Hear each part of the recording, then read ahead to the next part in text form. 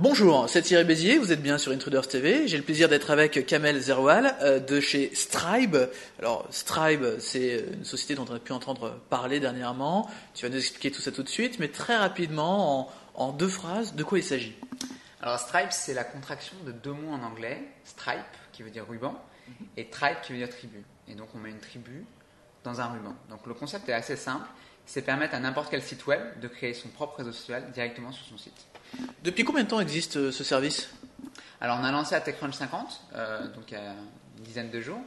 Et ça fait en fait maintenant bientôt 2 ans qu'on travaille sur le produit. Et donc voilà, ça fait... Donc maintenant on est dans une autre phase du projet qui est le lancement et l'acquisition de sites web pour qu'ils deviennent des réseaux sociaux. Voilà.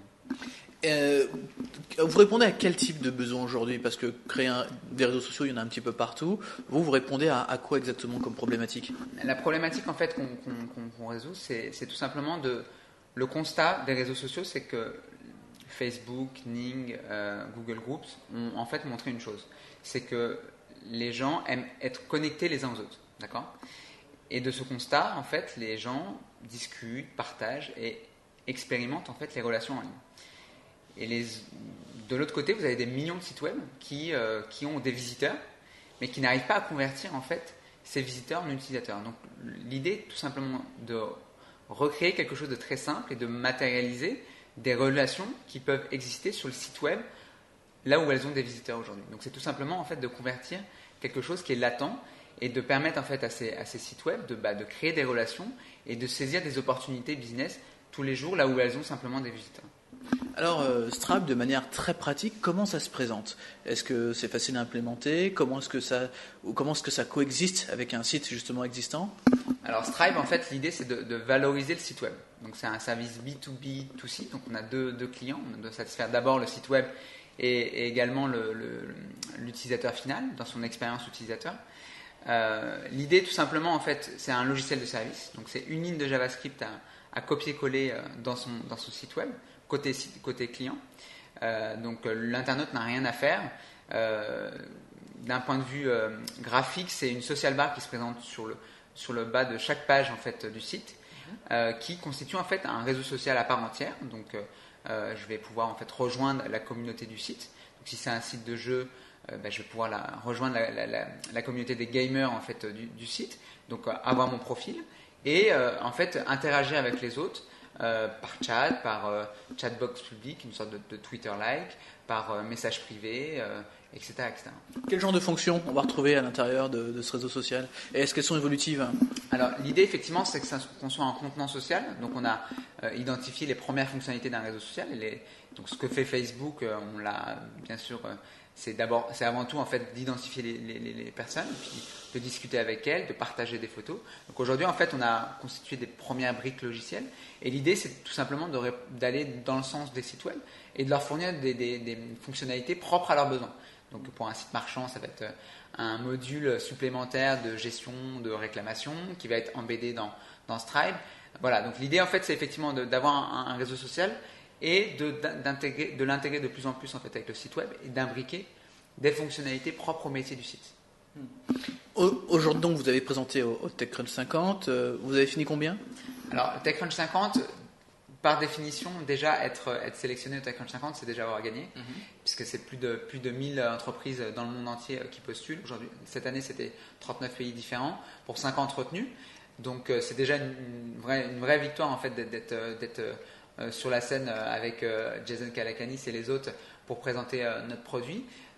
Nous, on n'a pas eu de prix particulier, on était dans la section médias sociaux, mais les retombées sont fantastiques parce que en moins de 15 jours, on a déjà 3000 sites web qui veulent se striber et donc ça répond à un vrai besoin latent qui est aujourd'hui les sites web doivent aller plus loin en fait dans leur relation et doivent en fait travailler leur trafic pour encore mieux comprendre leurs fans, leurs lecteurs, leurs consommateurs pour en fait créer de la valeur et demain en fait mieux servir en fait cette relation. Quand vous parlez de site web, vous parlez de qui en fait? Qui finalement devrait utiliser Stripe? Le besoin d'avoir son propre réseau social, à mon avis, correspond à l'ensemble des sites web. Après, ce qu'on constate, c'est que la relation qu'on doit construire avec son utilisateur, elle est vraie pour les médias, parce qu'aujourd'hui, le lectorat a des besoins particuliers, les sites marchands, les sites de jeux, qui aujourd'hui, effectivement, doivent trouver d'autres joueurs. Et bien sûr, les sites de grands comptes, donc des grands comptes comme Danone, qui ont besoin en fait d'introduire des produits plus facilement, d'avoir en fait un cycle de développement et d'introduction beaucoup plus rapide, et qui en fait aujourd'hui ont besoin d'être à l'écoute encore plus attentive de leurs consommateurs de demain, qui aujourd'hui en fait ont besoin d'interagir, ont besoin des espaces de communication, et voilà, tout simplement en fait, je pense que ça répond en fait à une évolution naturelle du web, là où la première genèse du web était d'interconnecter des machines. Les réseaux sociaux ont montré que interconnecter des humains, ça marchait aussi et qu'on aimait ça. Et ben l'évolution d'après, c'est que les gens en fait veulent être interconnectés également sur les autres sites web. Il n'y a pas qu'on est social en dehors de Facebook et LinkedIn. On est également social lorsque je vais acheter un costume en ligne ou des chaussures, ou lorsque je veux lire un dernier papier de Fred Cavazza. J'ai besoin en fait également d'autres avis, de partager tous ces liens qui en fait sont des opportunités de création de valeur. Voilà. D'accord. Et justement, parlons de ces valeurs. Comment elles se traduisent chez Stripe en termes de business plan? Est-ce que c'est vendre de la location, de la marque blanche, du service, de la maintenance? Comment ça se passe? Nous, notre objectif, c'est de répondre avant tout aux besoins du client. Donc, on fait du B2B. Donc, on essaie de coller à leurs objectifs business. Donc, aujourd'hui, en fait, on a des SOC, on a un réseau social gratuit pour les blogs, pour certains sites web qui veulent tout simplement avoir leurs fans de lecteurs. Mais on peut aller beaucoup plus loin en fait, dans la relation client. Donc, on fournit en fait des modules premium, comme le back-office. On a développé en fait une sorte de community manager qui s'apparenterait à un Google Analytics dédié à la communauté, qui permet en fait aux sites décideurs de suivre en fait toute activité sociale et de pouvoir pour la première fois donner une valeur sociale à son site et de pouvoir mesurer dans le temps l'efficacité des actions marketing, quels sont les utilisateurs les plus actifs, et pouvoir en fait coller aux objectifs business du site. Donc en fait, le business model est très simple, il va varier en fait en fonction du trafic, il va varier en fonction de l'intégration dans le site, est-ce que vous voulez en marque blanche ou pas, il va varier en fonction des modules que vous souhaitez intégrer. Et en fait, l'une des forces de Stripe, c'est de permettre pour la première fois de créer des rings sociaux. Donc en fait, si je suis un groupe et que j'ai N sites web, je vais pouvoir pour la première fois créer un réseau social avec Stripe de manière très simple sur tous ces sites web. Voilà. Et donc en fait, le business model varie en fonction des besoins du client. Alors, c'est intéressant parce qu'on parle de rings sociaux et ring pour moi ça évoque quelque chose de très très ancien à l'époque des e-France, des Multimania et etc. Qu'est-ce qui vous fait penser que c'est justement ce qui manque aujourd'hui au cœur des sites internet, au cœur des marques, au cœur des marchands, etc. Je pense que ça répond à un besoin de groupe. L'effet de masse fait que lorsque je suis un Six Apart, un Typepad qui a 7 millions de blogs, qui a une vraie valeur. Aujourd'hui, j'ai N visiteurs sur chaque site de manière verticale et j'ai du mal en fait à valoriser le tout.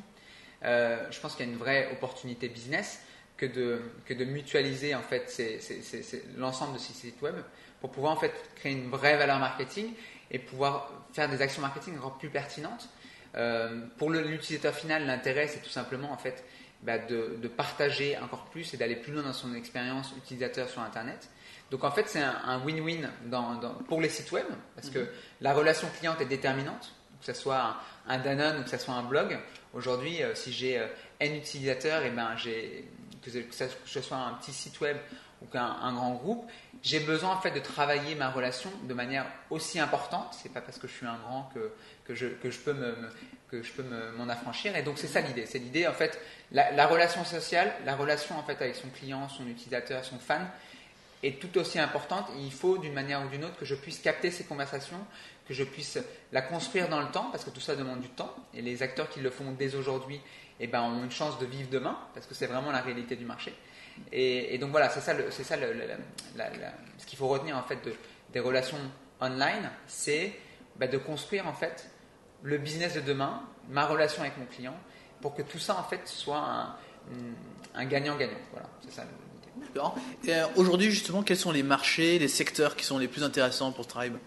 Alors, notre compréhension du marché par rapport en fait au site actuel, on a un vrai besoin autour bien sûr des sites marchands, le e-commerce, l'influence en fait des autres acheteurs sur notre acte d'achat se fait tous les jours. On lit N commentaires tous les jours avant de se décider d'acheter une caméra, n'importe quelle caméra.